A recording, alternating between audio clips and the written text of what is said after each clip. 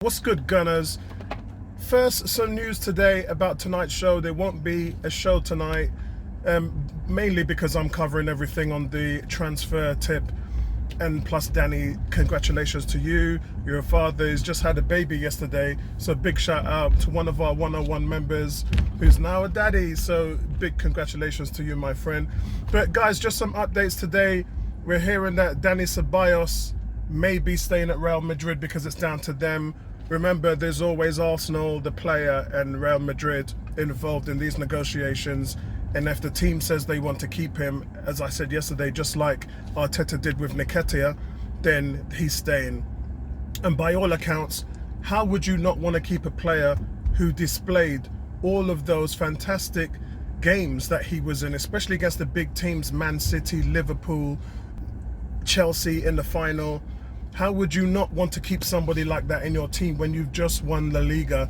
I think is going to be a very strange situation for them. So it doesn't surprise me, and I expected it from day one. Normally when these things happen, the decision to send the player back is made straight away. The fact that we've had to wait 10 days now since this is finished pretty much tells you everything that you need to know. We have to look for another solution, and it was always going to be like that anyway. We paid 12 million euros for that loan. And I'm hearing it would cost somewhere between 12 and 40 million euros again. So if we take Danny Ceballos, we would have spent nearly 25 million euros over the 2 seasons. And that just doesn't make sense. Why don't you just take that money and go and buy someone like Decor, from Watford? Why don't you take that money and just go and buy somebody who is your player, who's a permanent player? For me, spending that amount of money on a loan just doesn't make any sense. There's no gain there whatsoever, unless there's an option to buy at the end of the loan, which there wasn't in Ceballos' case. Then you just don't pull the trigger on that deal. Also, guys, Calum Chambers, word is that Fulham are after him. Remember, when he played there, he led the Premiership in tackles and passes intercepted in the whole league. That's every player, including Liverpool, Man United, Chelsea, Spurs, Arsenal. Calum Chambers was the one that led the Premiership in those fields, and it showed you that he was quite adept to it. And I've talked about this before. I've said Unai Emery, Wenger, or Arteta, well, he hasn't really had the chance to play for Arteta yet, but none of those guys have tried him in that position at defensive midfielder, yet he was adept there. He was very good there when he played at Fulham. And I still quite understand why nobody has really given him the chance in a position that he really excelled in.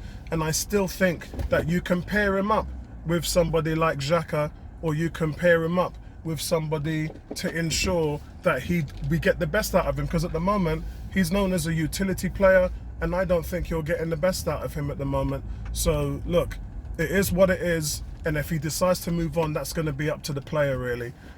So I just really want to cover off Calum Chambers and saying that he's a player we should be keeping, but really it depends on where you want to play the player.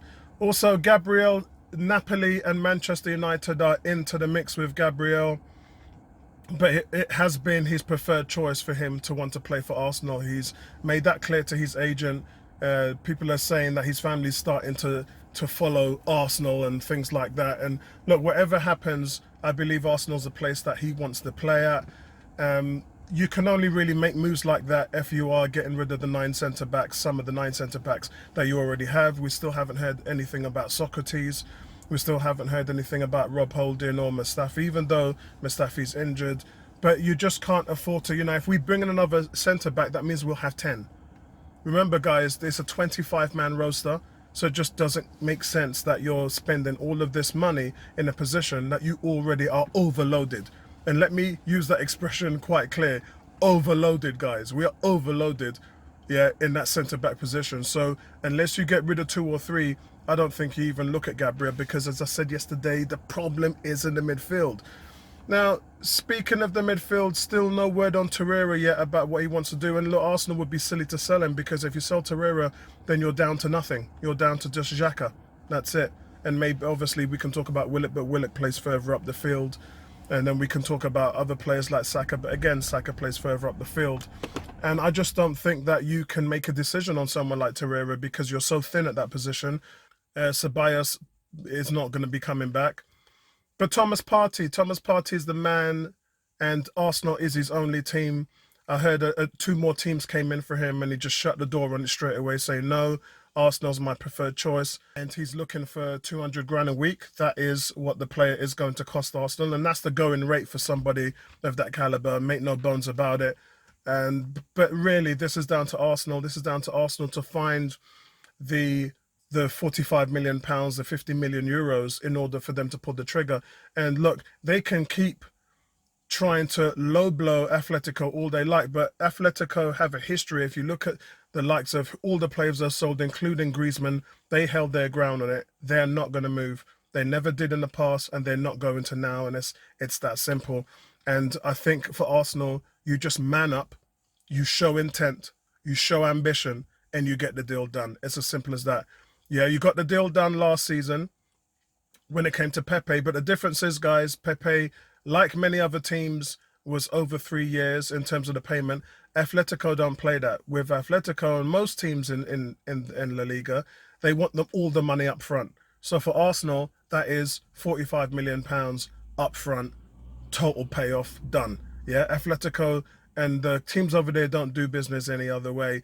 So that's the thing that's really holding that back. I think for them, they would like to see a few players sold, one or two, in order to try and recuperate that cost. And I think that's what Arsenal really want. Outside of that, guys, Francis Coquelin has left Valencia and he's gone to join Unai Emery at Real Madrid. And I did say Francis Coquelin is the last great defensive midfielder that we had at Arsenal. And although a lot of people didn't rate him, you didn't look at the statistics and you didn't look at the way he played. And I forgive you for that. But those are the things that I have been looking at. And he was a stud when he was at Arsenal. You know, we had two good defensive midfielders. We had Alex Song and we had Francis Coquelin. And as soon as we brought the likes of Xhaka in, we just haven't been at the same level. And I'm just telling you the truth. So he's going to be joining Unai Emery. And that's a great deal for Unai Emery. And look, he's had a few seasons where he's been injured. He's still a player that's in the prime, Francis Coquelin. We used to call him Robocock. And I wish he does really well there. That's it for me, really.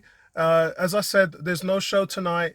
So we'll just pick this up in Transfer News Daily and see where we go from there. Let me know what your thoughts are at the state of play at the moment, guys. And we're waiting now for William. I think he's having a photo up today. He's done his medical. So we're just waiting for all that to take place. And that will be done in probably the next 72 hours. Speak to you guys soon. Peace out. Right back at you. Nice one, guys.